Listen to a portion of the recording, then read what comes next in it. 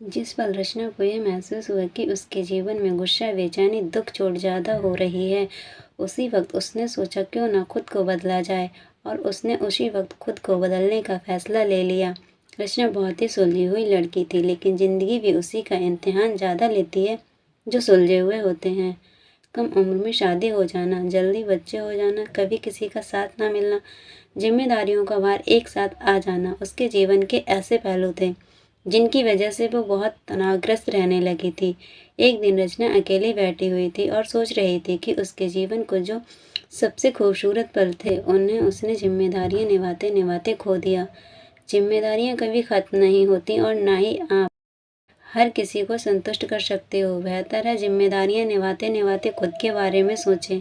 अब रचना को अपने जीने का मकसद मिल गया था। उसने सिर्फ खुद की संतुष्टि के बारे में सोचना बेहतर समझा।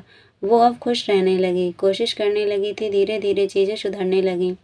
वो अब सारा समय अपने पति, बच्चों और खुद के साथ बिताने लगी, क्योंकि वो सभी अब उसके लिए मायने रखता था। उम्र के जिस पड़ाव को वो पीछे छोड़ आई थी, अब वो उस हर पल को जीना चाहती थी। दूसरों को खुश रखने की होड़ में उसने खुद को हटा दिया था। एक दिन वो अपने पति के साथ एक पार्टी में गई हुई थी, तो वहाँ उसकी सहेली ने पूछा कि क्या बात है रचना, अब तो दिखाई नहीं देती, कहाँ रहती है। रचना ने जवाब दिया कि बस अब थोड़ा समय खुद के साथ बिताने लगी हूँ तो बिजी रहती हूँ। इतने में उसकी दूसरी सहेली भी वहाँ आ गई, जो रचना से बात कम उसको ताने ज़्यादा मारती थी। रचना की दूसरी सहेली ने कहा, क्या बात है, कुछ अध्यात्म के रास्ते पर चल निकली हो क्या?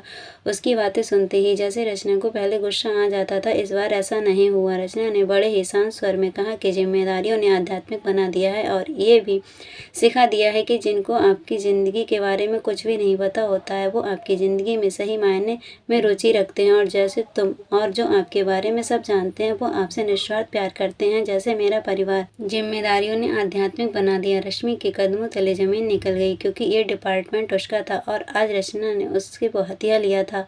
इससे पहले कि रश्मि कुछ बोल पाती, रचना अपने पति के साथ लंबी कार में बैठकर मुस्कुराती हुई वहां से चली गई।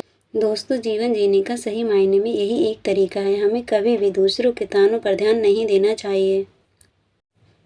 कहानी अच्छी लगी हो तो प्लीज़ लाइक करें एंड चैनल को सब्सक्राइब करें।